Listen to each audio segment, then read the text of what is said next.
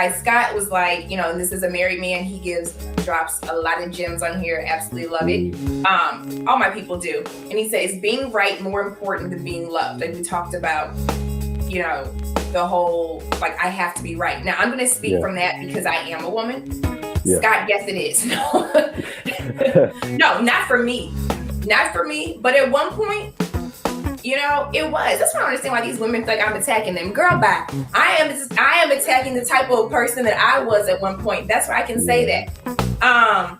And that's how I feel as well too. Like I could never, like one in a relationship, I would never ask anything from my partner that I wouldn't ask it myself. Yes. I would never declare or present anything that I haven't dealt with personally or firsthand or secondhand, and like I think that's what, when people don't realize your intentions or your intent behind that, they automatically kind of don't associate your intentions with the fact that, like, damn, maybe he's saying this because he's been through it. Maybe I can learn from this person. But that requires a certain level and degree of vulnerability. I feel like a lot of people aren't really willing to go through. Because being vulnerable also means opening your ears up, opening up your ears, opening up your mind, opening up your heart. Okay? Now they can open up their legs, but you don't want to open up your heart. You don't want to open up your mind and hear somebody else's point of view. You don't want to open up your ears.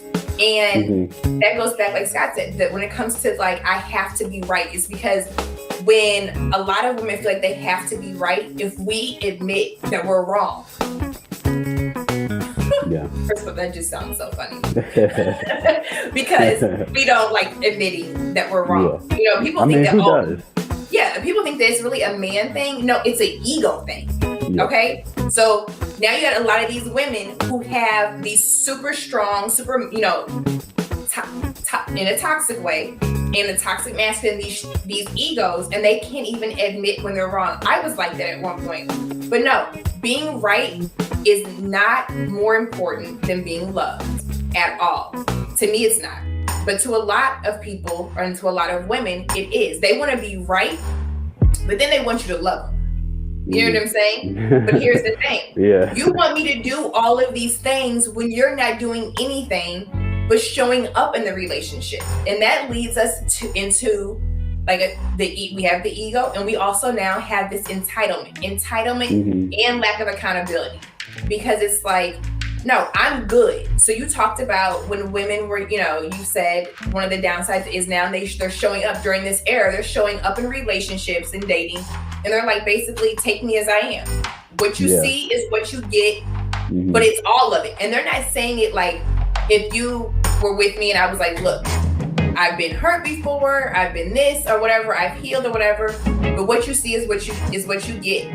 But every day I get up, I'm still trying to become a better woman. That's not what they're saying. They are like, here I am. I've leveled up, this whole level up thing, glowed up or whatever. Not if we haven't done it mentally and emotionally and spiritually and all of that. Just because your bank account may be leveled up or your degrees or your accolades, that doesn't mean anything when it comes to who you are as a whole woman. Has your feminine leveled up? No, it has not. So they're showing up in these relationships with men such as yourselves, and they're like, I'm good.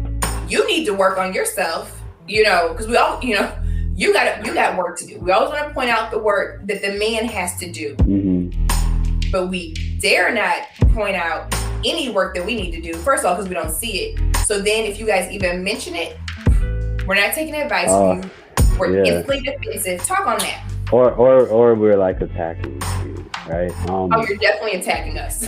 me personally, I can speak to that because you kind of talk to like some of the materialistic stuff, income, financially, career-wise, whatever. Like I am someone who, I'm in an alternative career path, like for sure. So I like the idea of like someone also understanding the necessary sacrifices and stuff and the commitment that I have to make to get to where I want to be, like in my career. So I like the idea of having someone who's also just as focused and dialed in on what they're doing as I have to be with what I'm doing. With that, I've noticed does come that sense of like entitlement. I mean, at 27 years old, I've dated women much older than me. I've dated women my age. I've dated women that have much more than me financially. Mhm. I've dated women that are on the same level as me. But I think the biggest thing has been like they have a distorted perspective of themselves based off of their career paths, even more so than the financial like element of it. Right. This idea that I'm a boss in my space, and I lead in my space, and I control 30, 40 people. I'm very prominent in my workspace, and then it's like if they can accept me or they put me on this pedestal, then you should feel honored to be with me, or you should feel Yes. like you hit past your coverage. I had an ex used to actually tell me that. And this was a very beautiful person. Yeah, I've had someone actually tell me that. But I mean, repeat that again. The fact that I should feel like I hit out like past my cover. I just think they couldn't maybe communicate their point the best way at that moment. But if they said that, they actually believe that. Yeah. Yes and no. I think they said it because they wanted to believe that themselves, because I did notice a lot of insecurities in other spaces. So Yes. it didn't. Okay. Your actionable actions weren't adding up to. Yes, they had to kind of hype themselves. Yeah, exactly. Yeah. You are a deep person. You probably uncovered it. You said you uncovered some of those. Yeah, I uncovered it initially, and that's why I never took it personally. Right, because I knew where it was coming from. Mm-hmm. But then along came with that, it's like, and even in other experiences, like generally that's attached to an insecurity that's then surrounded by some other toxic traits, which are then based in other insecurities. So basically what they're saying is like, you're supposed to take my baggage and carry it for me, and be honored to do it because I am who I am. Because I have this nice job, because I have this degree, because I make this amount of money, or, I have a strong supporting friendship group that supports and rah-rahs everything that I do, whether it's right or wrong, and like you being in my emotional space, you're supposed to kind of lend yourself to that as well.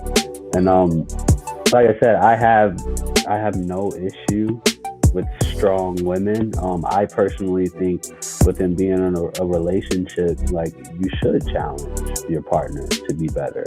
But it's like when you just kind of are content in who you are, and that pursuit of progress becomes like very, very stagnant. Like for me, personally, I'm gonna get bored.